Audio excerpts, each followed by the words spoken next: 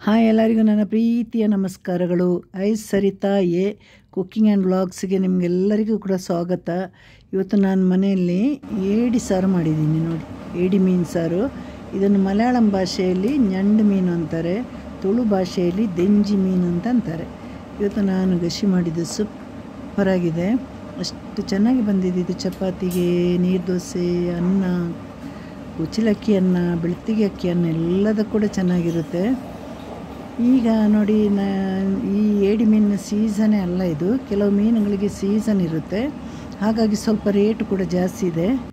ಇವಾಗ ನೋಡಿ, ಇದರಲ್ಲಿ ನಾನು ಬರೀ 1 kg ಮಾತ್ರ ತಗೊಂಡಿದ್ದು. ಇದು ಅಂಗಡಿಯಲ್ಲಿ ಸುಮ್ಮನೆ ಒಂದು ವೀಡಿಯೋ ಮಾಡಿದೆ ನಿಮಗೆಲ್ಲ ತೋರಿಸೋಣ ಅಂತ. ಹಲವಾರು ಮೀನಿತ್ತು, ಆದರೆ ನಾನು ಏಡಿಗೆ ಕೈ ಹಾಕ್ಬಿಟ್ಟೆ. ನಮ್ಮ ಕುಟುಂಬದಲ್ಲಿ ತುಂಬ ಜನಕ್ಕೆ ಬಹಳ ಇಷ್ಟ ಏಡಿ ಮೀನು ಅಂದರೆ. ಇವಾಗ ನೋಡಿ, 1 kg ಮೀನು ಸಿಕ್ಕಿದೆ. 1 kg ಪೂರ್ತಿ ಇರಲಿಲ್ಲ, ಇದರಲ್ಲಿ ಒಂದು 800 ಗ್ರಾಮ್ ಅಷ್ಟೇ ಇದ್ದಿದ್ದು.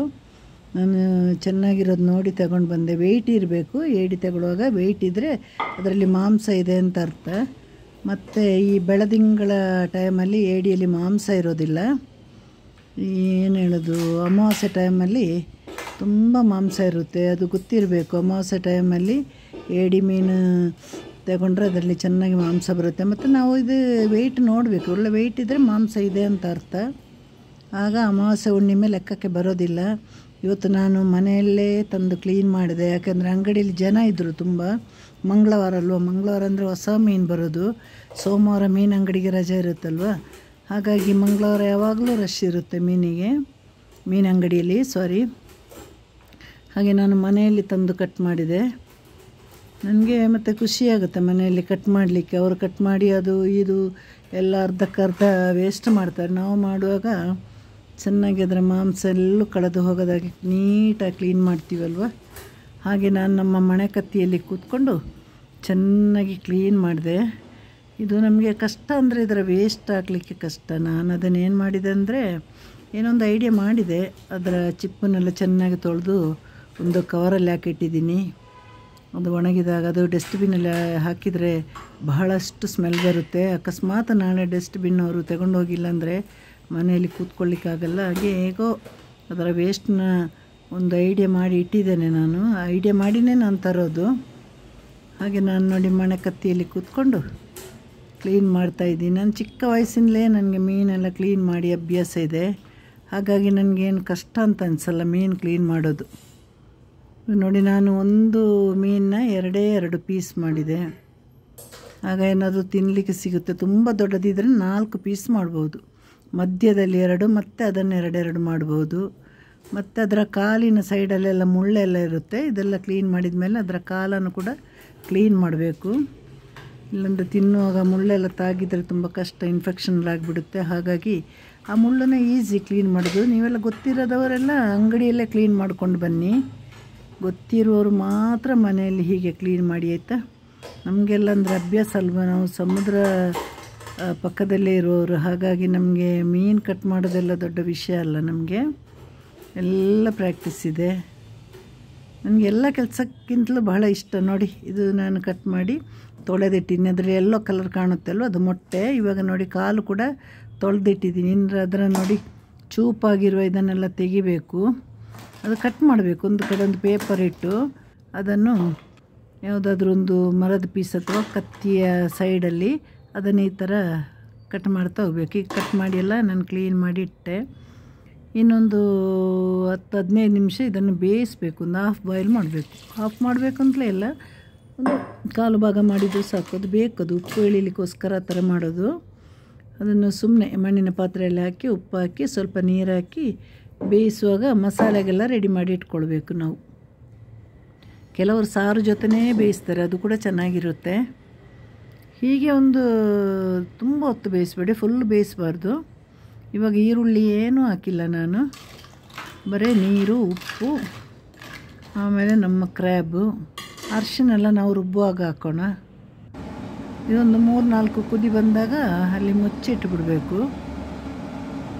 ಇದರ ಒಳಗಡೆಲ್ಲ ಬೇಯಬೇಕಂದ್ರೆ ನಾವು ಮಸಾಲೆ ಎಲ್ಲ ಹಾಕಿದಾಗ ಅದರ ಜೊತೆ ಬೇಯುತ್ತೆ. ಆಗ ಇದು ನೀರು ಬಿಟ್ಕೊಳ್ಳುತ್ತಲ್ವ, ಆ ನೀರಲ್ಲೇ ಸಾರಿನ ಸ್ಮೆಲ್ ಬಹಳಷ್ಟು ಚೆನ್ನಾಗಿರುತ್ತೆ. ಇದು ತಗೊಳ್ಳಿಕ್ಕೆ ಗೊತ್ತಿರೋರು ಮಾತ್ರ ತಗೊಳ್ಬೇಕು. ಕೊಳೆತಿದ್ದೆಲ್ಲ ತಂದರೆ ಮುಟ್ಟಿ ನೋಡಬೇಕು, ಗಟ್ಟಿ ಇದ್ದರೆ ಒಳ್ಳೆ ಮೀನು ಅಂತ ಅರ್ಥ, ಇಲ್ಲಾಂದರೆ ಪುಷ್ಕ ಅಂತ ಆಗುತ್ತದು, ಮೆತ್ತಗಾಗಿರುತ್ತೆ. ಇವಾಗ ನಾನು ನೋಡಿ ಒಂದು ಮೀಡಿಯಮ್ ಸೈಜಿನ ತೆಂಗಿನಕಾಯಿ ತುರಿದಿಟ್ಟಿದ್ದೀನಿ. ಒಂದು ಎರಡು ಬಣ್ಣಕ್ಕೋಸ್ಕರ ನಾನು ಬ್ಯಾಡಗೆ ಮೆಣಸು ಹಾಕಿದೆ. ಒಂದು 12-13 ಗುಂಟೂರು ಮೆಣಸಿನಕಾಯಿ, ಒಂದು 3/4 ಸ್ಪೂನ್ ಧನಿಯಾ ಬೀಜ. ಮೆಣಸಿನಕಾಯಿ ಧನಿಯಾ ಬೀಜ ಎಲ್ಲ ಹುರಿದಿದ್ದೀನಿ ಎಣ್ಣೆಯಲ್ಲಿ. 1 ಸ್ಪೂನ್ ಅರಿಶಿನ ಹಾಕಿದೆ. ಅದು 3 ಈರುಳ್ಳಿ ಬೇಡ, 2-2.5 ಈರುಳ್ಳಿ ಸಾಕು. ಇದಕ್ಕೆ ಹುಣಸೆಹಣ್ಣು ಬಹಳ ಕಮ್ಮಿ, ಒಂದು ಸಣ್ಣ ನಿಂಬೆಹಣ್ಣಿನ 1/4 ಭಾಗದಷ್ಟು ಹುಣಸೆಹಣ್ಣು ಸಾಕು. ನಾವು ಏಡಿ ಮೀನಿಗೆ ಹುಣಸೆಹಣ್ಣು ಹಾಕಲ್ಲ ಜಾಸ್ತಿ, ಹುಣಸೆಹಣ್ಣು ಜಾಸ್ತಿ ಹಾಕೋದು ಮತ್ತು ಐಲ ಮೀನಿಗೆ. ಇದನ್ನು ಇವಾಗ ರುಬ್ಬಬೇಕು. ಸಣ್ಣ ತರಿ ಇದ್ರೂ ಪರವಾಗಿಲ್ಲ, ಚಿರೋಟಿ ರವೆ ಅಷ್ಟು ತರಿ ಇರಲಿ. ಈಗ ರುಬ್ಬಿದ್ದಾಯಿತು ನೋಡಿ, ಈರುಳ್ಳಿ ಕಟ್ ಮಾಡಿದ್ದಾಯಿತು. ಇನ್ನು ನಾವು ಬೆಂದ ಏಡಿಗೆ ಈರುಳ್ಳಿ ಹಾಕಬೇಕು. ಈರುಳ್ಳಿ ಹಾಕಿ 1-2 ನಿಮಿಷ ಅಷ್ಟೆ. ಹಾಕಿದ ಮೇಲೆ ನಾವು ರುಬ್ಬಿದ ಮಸಾಲೆ ಹಾಕಿ ಅದಕ್ಕೆ ಎಷ್ಟು ನೀರು ಬೇಕು ಅಂತ ನೋಡಿ ಹಾಕಬೇಕು. ಇದು ಸ್ವಲ್ಪ ಗಟ್ಟಿ ಸಾರು, ಬೇರೆ ಮೀನಿನಾಗೆ ತುಂಬ ಅಲ್ಲ, ಬೇರೆ ಮೀನು ತುಂಬ ತೆಳು ಮಾಡಲ್ಲ, ಆದರೆ ಅದರಷ್ಟು ತೆಳು ಸಾರಲ್ಲ ಇದು. ಏಡಿ ಮೀನು ಸಾರು ಒಂದು ಗಶಿ ಅಂತ ಹೇಳೋದಕ್ಕೆ, ಅದಕ್ಕೆ ನಾವು ಗಟ್ಟಿ ಸಾರು ಇದು ಯಾವತ್ತೂ ನಾವು ಎಲ್ಲ ರಾತ್ರಿ ಎಲ್ಲ ಊಟ ಆದಮೇಲೆ ಕುದಿಸಿ ಇಡಬೇಕು, ಇಲ್ಲಾಂದರೆ ಕೆಟ್ಟೋಗುತ್ತೆ ಬೆಳಿಗ್ಗೆಗೆಲ್ಲ. ಕಾರಣ ಇದಕ್ಕೆ ತೆಂಗಿನ ತುರಿ ಜಾಸ್ತಿ ಹಾಕ್ತೀವಲ್ವ, ಆ ಥರ ಅದು ಬಿಸಿ ಮಾಡಿದ್ರೆ ಬೇಗ ಕೆಟ್ಟು ಹೋಗುವಂಥ ಸಾರು. ಹಾಗೆ ಎಲ್ಲ ಇದಾದಮೇಲೆ ನಿಮ್ಮದು ಊಟ ಎಲ್ಲ ಮುಗಿದ್ಮೇಲೆ ಚೆನ್ನಾಗಿ ಕುದಿಸಿ ಇಟ್ಟು ಮುಚ್ಚಿಡಿ. ಮರುದಿನ ನೀರು ದೋಸೆ ಅಥವಾ ಚಪಾತಿ ಮಾಡಿ ಸೂಪರಾಗಿರುತ್ತೆ. ಎಲ್ಲರೂ ತಂದು ಮನೆಯಲ್ಲಿ ಮಾಡಿ ನೋಡಿ. ಮೀನೆಲ್ಲ ನೋಡಿದರೆ ಗೊತ್ತಾಗುತ್ತೆ, ಮುಟ್ಟಿ ನೋಡಿ. ಇದನ್ನು ಮುಟ್ಟಿ ಮೆದು ಇದ್ದರೆ ಮಾತ್ರ ತಗೊಳ್ಬೇಡಿ, ಗಟ್ಟಿ ಇದ್ದರೆ ಅದು ಒಳ್ಳೆ ಮೀನು ಅಂತ ಅರ್ಥ. ಇದೊಂದು 5 ಅಥವಾ 7 ನಿಮಿಷದವರೆಗೆ ಚೆನ್ನಾಗಿ ಕುದಿಬೇಕು, ಈರುಳ್ಳಿ ಬೇಯಬೇಕು, ಆಮೇಲೆ ತೆಂಗಿನಕಾಯಿ ಮಸಾಲೆ ಎಲ್ಲ ಚೆನ್ನಾಗಿ ಬೇಯಬೇಕಲ್ವ. ನಮ್ಮ ಸಾರು ರೆಡಿಯಾಗುತ್ತೆ. ಇವತ್ತಿನ ಮೀನು ಬಹಳ ಚೆನ್ನಾಗಿತ್ತು. ಎಲ್ಲರೂ ತಂದು ಈ ಥರ ಮೀನು, ಚಿಕನು ಮಟನ್ ಜಾಸ್ತಿ ತಿನ್ನೋದಕ್ಕಿಂತ ಮೀನುಗಳನ್ನು ತಿನ್ನಿ, ಒಳ್ಳೆಯದು ಆರೋಗ್ಯಕ್ಕೆ. ಹಾಗೆ ನನ್ನ ಈ ಬಡ ಒಂದು ಚಾನಲ್ ಇದೆ ಅಲ್ವಾ, ಅದಕ್ಕೂ ನೀವೆಲ್ಲ ಸಪೋರ್ಟ್ ಮಾಡಿ. ಸಪೋರ್ಟ್ ಮಾಡಿದರೆ ನಾನು ಒಳ್ಳೊಳ್ಳೆ ಅಡುಗೆಯೊಂದಿಗೆ ಬರ್ತೀನಿ. ನನಗೆ ಒಳ್ಳೊಳ್ಳೆ ಅಡುಗೆ ಗೊತ್ತು, ಮೀನಲ್ಲೇ ನನಗೆ ಬಹಳಷ್ಟು ವೆರೈಟೀಸ್ ಗೊತ್ತಿದ್ದು ಏನು ಪ್ರಯೋಜನ ಹೇಳಿ. ತರಕಾರಿ ಈಗ ಆಲ್ರೆಡಿ ಎಲ್ಲರೂ ಮಾಡಿ ತೋರಿಸ್ತಾರೆ, ಮೀನು ಮಾಡಿ ತೋರಿಸ್ತಾರೆ. ನಮ್ಮದು ಕಾಸರಗೋಡು ಭಾಗದ ಒಂದು ಅಡುಗೆನೇ ಒಂದು ಬೇರೆ ಡಿಫ್ರೆಂಟ್ ಟೈಪ್. ಹಾಗೆ ಟಾಟಾ ಬಾಯ್, ಸಿ ಯು, ಟೇಕ್ ಕೇರ್.